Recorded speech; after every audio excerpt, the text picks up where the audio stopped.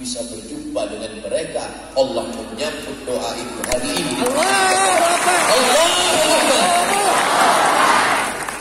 Ada rasa di dalam lubuk hati paling dalam yang kecil, aku ingin jumpa dengan mereka, aku ingin bersalaman dengan mereka. Dikabulkan Allah di musim Covid.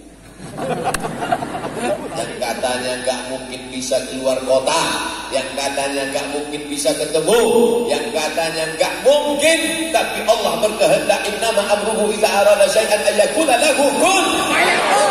Hari ini Allah mau membuktikan, hai Abdul Somad, semua manusia mengatakan tidak, tapi kalau Allah berkata iya, maka terjadi. Akhirnya kami berkumpul.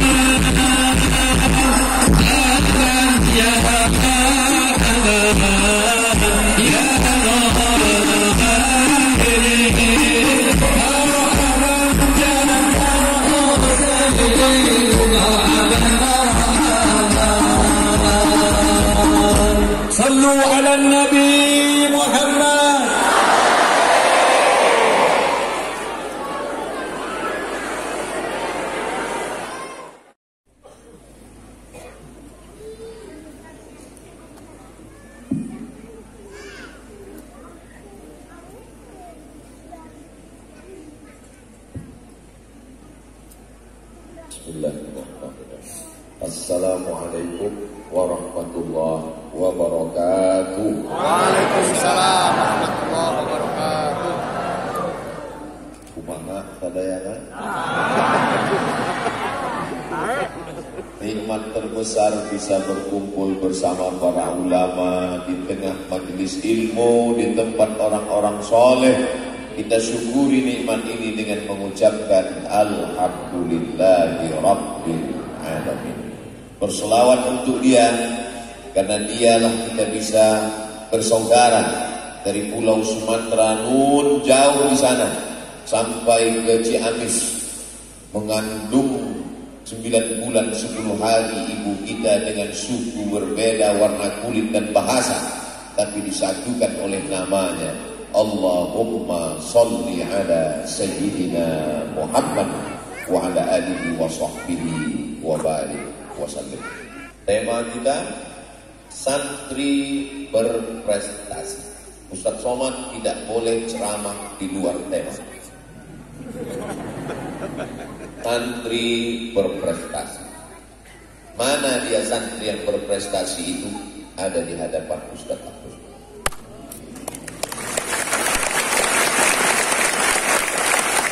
Mereka dibentuk dengan cara yang luar biasa dan itu hanya ada di Indonesia. Dari mulai bangun tidurnya, saya tadi malam dari Banjar, perjalanan panjang, lelah, letih, lesu, letoy, loyo, lunglai. Maka begitu sampai langsung terkapar, bukan terpapar. Tapi kemudian terbangun di tengah malam karena suara santri berprestasi sedang mengumandangkan ayat-ayat Allah. Sekarang kita berhadapan dengan orang yang dikatakan berprestasi, IQ-nya 4. Bukan IQ 4. Indeks prestasinya 4. IQ-nya hebat, katanya cerdas, juara kelas, bangun jam 7.30. Bukan berprestasi. Mengapa mereka dikatakan berprestasi? Mereka berprestasi bukan karena prestasinya di kampus, di kelas, di lokal.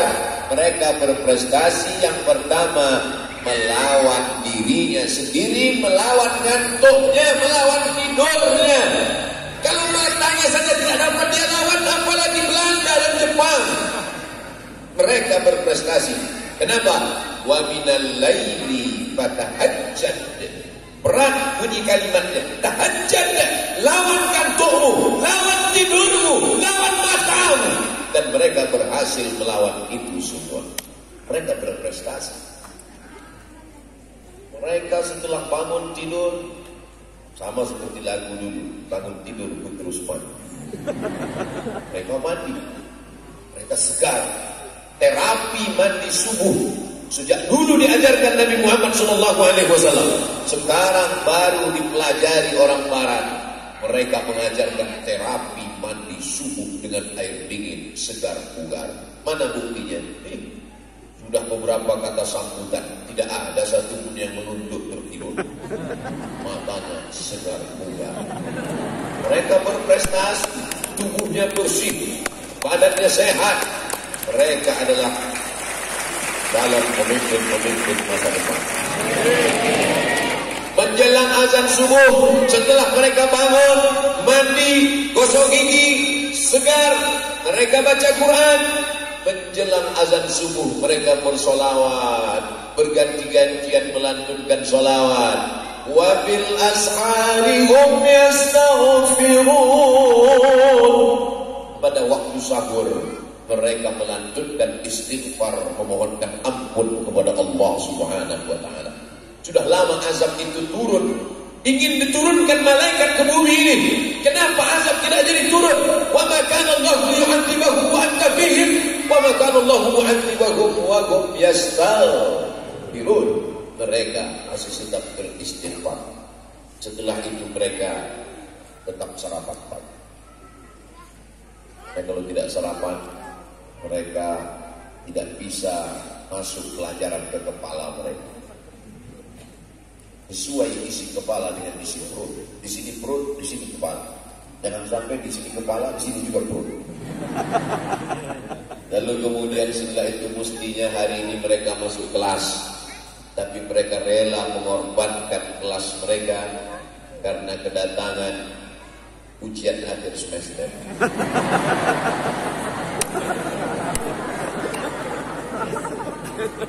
Karena semua isi ceramah ini insya Allah akan masuk ujian. Masya Allah, tabarakallah. Mohon maaf, Ustaz Abdul Somad tadi sholatnya di rumah kiai, tetap berjamaah kami. Karena kalau kami masuk masjid, masuknya cepat ke masjid. Cuman keluar dari masjid ini yang lama. Banyak jebakan-jebakan Batman. Santrinya sayang semua sama Ustaz. Semua ingin bersalaman, semua ingin mengambil barokah para ulama, para kiai, para ajengan. Mereka adalah yang dididik untuk memuliakan orang-orang yang dimuliakan Allah Subhanahu wa taala. Mereka berprestasi luar biasa. Jadi apa standar prestasi menurut pesantren Miftahul Huda 2? Prestasi adalah ketika mampu mengendalikan diri sendiri. Itulah prestasi.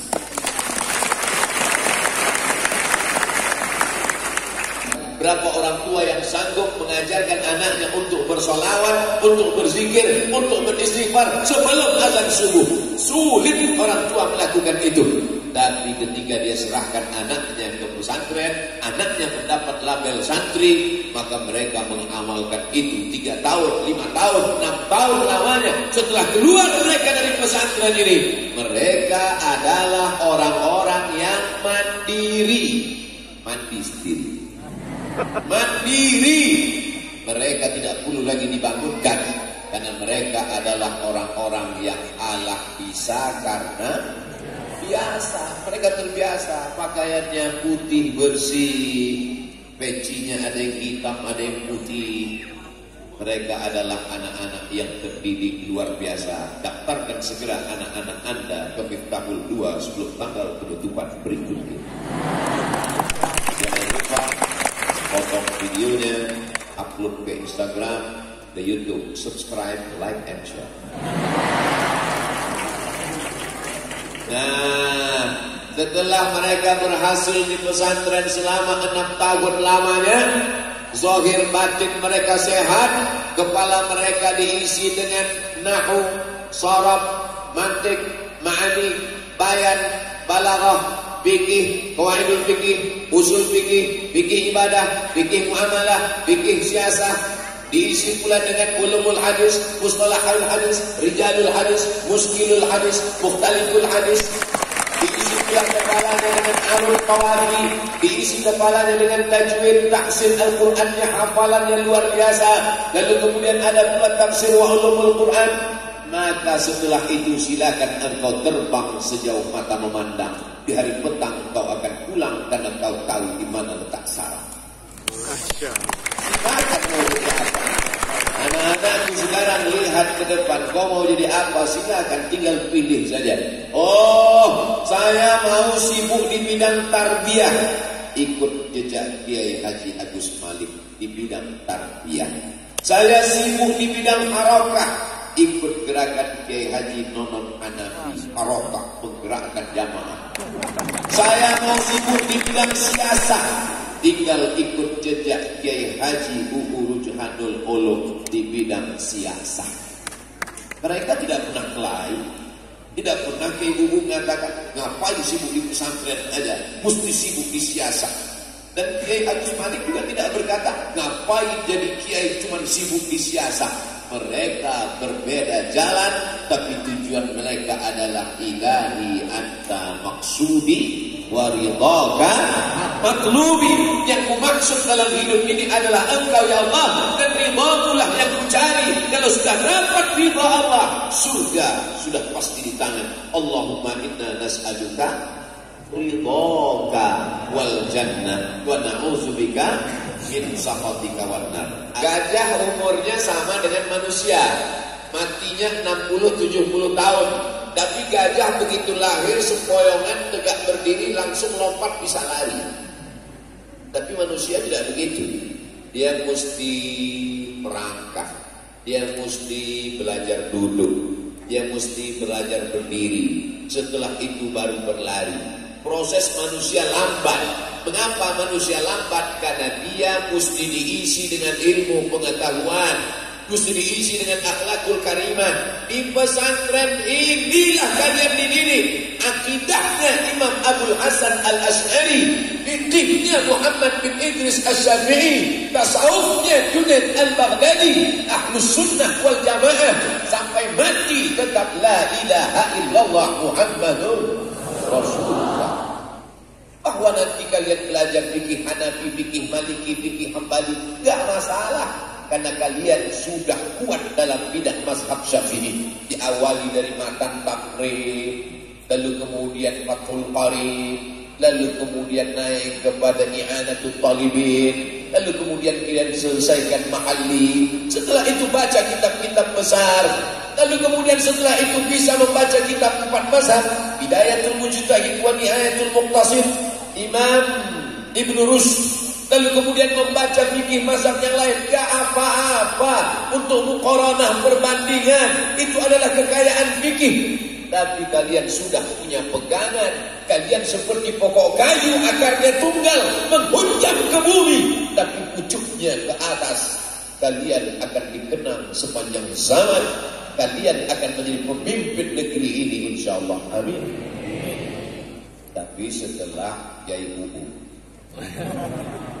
karena tadi sudah didoakan Yai Nono, setelah beliau 2 periode baru antum. Gak ada yang mengaminkan.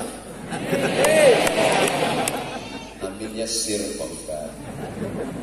Saudara yang dimuliakan Allah Subhanahu wa taala, tidak ada benteng yang bisa menyelamatkan anak-anak muda ini dari narkoba, dari ngelem, LGBT, pacaran. Benteng terakhir adalah benteng pondok pesantren. Mau suka gak suka, mau setuju gak setuju dengan saya, terserah. Wahai pakar-pakar pendidikan, wahai yang hebat-hebat dengan teori pendidikan, siapa yang bisa menyelamatkan anak kalian dari sabu-sabu, dari khamar, dari seks bebas, dari LGBT? Tidak ada yang bisa menyelamatkannya kecuali pondok pesantren. Betul? Sebelum Ustaz Somad keluar, mereka sudah melantunkan Qamarun, Qamarun, Qamarun Siddan Nabi, Qamarun, ya wajamil, wajamil, wajamil Siddan Nabi, wajamil. Suaranya bagus, wajahnya ganteng, betapa senang calon-calon mertua. Kalau orang tua sudah pasti senang. Makanya nanti kalau ada anak-anak muda ini, nasib baik anak saya laki-laki. Kalau nasib anak saya perempuan, saya pilih salah satu jadi menantu saya. Saudara yang dimuliakan Allah Subhanahu wa taala, ini anak-anak yang ganteng, yang bersih, yang suci ini pun bagus, look dilihat, good looking, enak dilihat. Bukan radikal. Takbir. Masalah tenaganya jangan ditanya lagi, jalan kaki sampai ke Jakarta dia buat.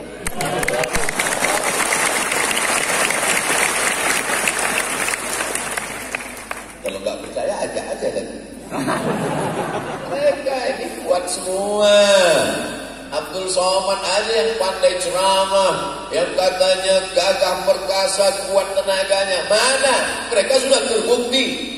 Saya melihat di televisi secara nyata, meleleh air mata saya melihat mereka berjalan, datang orang kampung membawakan minuman, makanan, mensupport mereka. Akhirnya begitu mereka sampai di Monas, disambut dengan gegap gempita.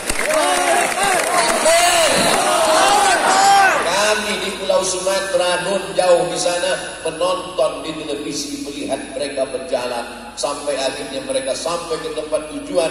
Di peluk halu terlintas di pikiran saya, mungkinkah aku bisa berjumpa dengan mereka? Allah menyambut doa itu hari ini. Allah. Ada rasa di dalam lubuk hati paling dalam yang kecil, aku ingin jumpa dengan mereka, aku ingin bersalaman dengan mereka, dikabulkan Allah di musim Covid. Yang katanya nggak mungkin bisa keluar kota, yang katanya nggak mungkin bisa ketemu, yang katanya nggak mungkin, tapi Allah berkehendak, innama amruhu idza arada syai'an ayyakuna lahu kun fayakun. Hari ini Allah mau membuktikan, hai Abdul Somad, semua manusia mengatakan tidak, tapi kalau Allah berkata iya, maka terjadi. Akhirnya kami berkumpul. Itu diajarkan di kepala santri. Santri-santri diajarkan demikian. La inni jitama'atil ummatu, berkumpul semua umat, ala ayyadurruka bisyai'in, ingin memudaratkanmu. Semua umat di dunia ingin berkumpul memudaratkanmu. La yadurruka illa bisyai'in qad kataballahu alaih, tidak akan terjadi kalau tidak ditetapkan Allah Subhanahu wa taala. Rufi'atil aqlam, pena sudah terangkat, wa jaffatis suhuf, tinta sudah terangkat, pena sudah terangkat, kertas-kertas takdir sudah kering, kematian sudah di tangan kuasa Allah, ketakutan tidak memperlambat kematian, keberanian tidak mempercepat kematian. Allah yang berkuasa atas segala sesuatu, wa huwa ala kulli syai'in. Itu kan yang ada dalam kepala kiai, yang ada dalam hati santri, maka mereka bisa berjalan sejauh itu. Saya melihat di Google Map aja capek. Tulis Ciamis ke Jakarta, enter. Beloknya banyak sekali. Berapa jam baru sampai? 4 jam sekian menit. Mereka bisa. Ternyata punya kekuatan. Kekuatan itu datang dari mana? La haula wala quwata illa billah. Saya sebetulnya tidak layak menceramahnya anak-anakku sekalian. Andai dibuat peraturan di depan pintu gerbang, yang boleh ceramah di Miftahul Huda 2 hanya yang pernah jalan kaki